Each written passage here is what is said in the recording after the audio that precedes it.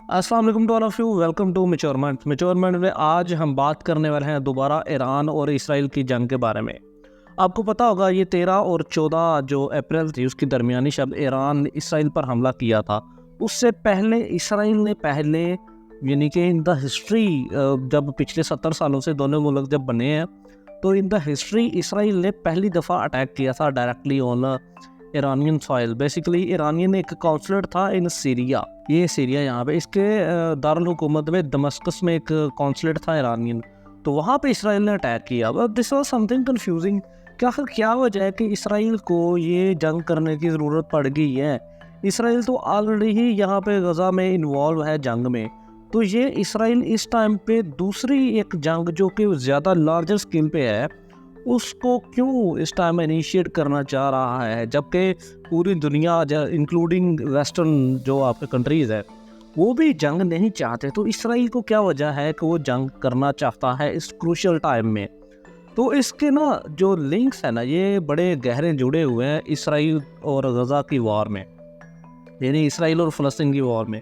तो पहले हम थोड़ा सा फ़लस्तीन और इसराइल की जंग का सिनेरियो देखते हैं, फिर वहाँ से मैं आपको लेके चलता हूँ कि आखिर किस तरह इसराइल अब ये जो है वो टैक्टिक्स से इस्तेमाल कर रहा है to shift the world point of view towards Iran. तो उसके बारे में हम बात करते हैं। पहले हम चलते हैं गज़ा की तरफ। गज़ा है तो गज़ा की जंग को समझने के लिए पहले हमें थोड़ा गज़ा की ज्योग्राफी का पता होना चाहिए। तो गज़ा सिर्फ एक छोटी सी यानी कि एक स्ट्रिप है 40 किलोमीटर लेंथ में और 40 किलोमीटर तकरीबन एक साइड से और 10 किलोमीटर एक साइड से विड्थ में है। यहाँ से 10 किलोमीटर और ये नीचे से 40 किलोमीटर, और इसके 3 साइडों में इसराइल है वर्चुअली और एक साइड पे मिस्र है। इसके ना बेसिकली 5 हिस्से हैं। नॉर्दर्न गज़ा, गज़ा सिटी, दैन देर अल बाला, फिर खान यूनिस और रफ़ा। अब क्या हुआ जी, जो इसराइल की जंग शुरू हुई थी विद फ़लस्तीन वो शुरू हुई थी अक्टूबर 2023 में। अब ये अप्रैल 2024 आते आते ना ये जो इसकी सारी पॉपुलेशन थी ना तकरीबन 2.1 मिलियन के करीब, 21 लाख के करीब बनती है।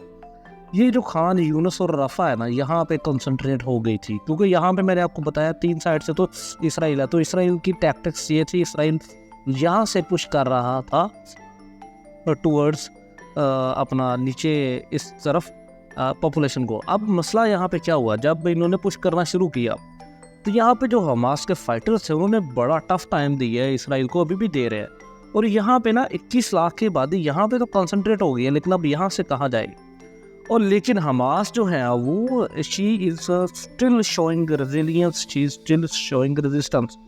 तो अब यहाँ पे मसला ये हुआ कि इसराइल की फ़ौज को ना यहाँ आके समझ नहीं आ रहा कि आगे करना गया। अब वो वापस जाना शुरू हो गया है। इनफैक्ट वो गज़ा सिटी तक महदूद हो गए हैं और गज़ा सिटी में भी सिर्फ 2000 इसराइली फ़ौजी रह गए हैं, बाकी सारी फ़ौज यहाँ से निकल गई है। और दिस इज़ समथिंग है। अब ये क्या हो रहा है, यहाँ पे इसराइल को दुनिया से फेस करनी पड़ रही है क्रिटिसिज्म। वो 2 बेसिस पे, एक तो जंग हार रहे हैं वो, दूसरा वो क्रिटिसिज्म ये है कि वो ना नाकाम रहे हैं अपने नैरेटिव को इस्टेब्लिश करने में। पूरी दुनिया में आपने जो नैरेटिव इस्टेब्लिश किया था कि ये जंगजू हैं फ़लस्तीनी, लेकिन ऐसा कुछ नहीं है। ऑपरेशन सारा का सारा इसराइल की तरफ से आ रहा है टुवर्ड्स द पॉपुलेशन ऑफ फ़लस्तीन। अब मसला यहाँ पे ये हो रहा है कि जो दुनिया है ना वो अब इसराइल को क्रिटिसाइज़ करना शुरू हो गई है। अब जब इसराइल के ख़िलाफ़ दुनिया हो जाएगी तो इसराइल आपको पता है एक इलिजिटिमेट चाइल्ड है अमेरिका का। इवन के कल की बात करूं तो यूनाइटेड नेशन सिक्योरिटी काउंसिल में अल्जीरिया ने एक रेजोल्यूशन पेश की थी 2 स्टेट सोल्यूशन के लिए, वो उसको वेटो कर दिया है अमेरिका ने नहीं उसको मना कर दिया है, नेगेट कर दिया। वो दिस समथिंग लाइक हिपोक्रेसी आप चेक करें इन दोनों ममालिक की। अच्छा, अब यहाँ पे मसला ये है कि जब इसराइल के ख़िलाफ़ पूरी दुनिया हो जाएगी तो वो तो है इलिजिटिमेट। जब वो इलिजिटिमेट है तो वहाँ पे एग्जिस्टेंस का ख़तरा है इसराइल को। जब मसला एग्जिस्टेंस पे आ जाएगा तो इसराइल हाथ पैर तो मारेगा। अब यहाँ पे वो जंग यहाँ पे नहीं जीत पा रहा। अब वो क्या करना चाह रहा है, दुनिया का फोकस शिफ्ट करना चाह रहा है फ्रॉम गज़ा टू ईरान। अब उसने पहले मैंने आपको बताया सीरिया में हमला किया था ऑन 1 अप्रैल को, ठीक है। अब इस चीज़ का रिटेलिएशन किया था ईरान ने ऑन 14 अप्रैल और 13 अप्रैल की दरमियानी शब को। अब आज 19 अप्रैल को इसराइल ने दोबारा हमला कर दिया उन्हें ईरान, और ईरान का भी पर्टिकुलरली एक शहर है Isfahan, which is very close to Tehran, जो कि इनका दारुल हुकूमत है। इस्फहान बेसिकली इनका एक प्रोविंस भी है और उसमें एक सिटी है। तो यहाँ पे जो सिटी है ना, वहाँ पे इन्होंने हमला किया। तो this is something like Israel को समझ नहीं आ रहा कि अब मैंने करना क्या है। इसराइल मैड हो रहा है दुनिया में, इसराइल को समझ नहीं आ रही। अब ये जो हमला है ना, दिस इज़ ये 7 जगहों पे तकरीबन विद इन ईरान हुआ है। यहाँ पे ना इन्होंने इसराइल ने विद इन ईरान 7 जगहों पर हमला किया है।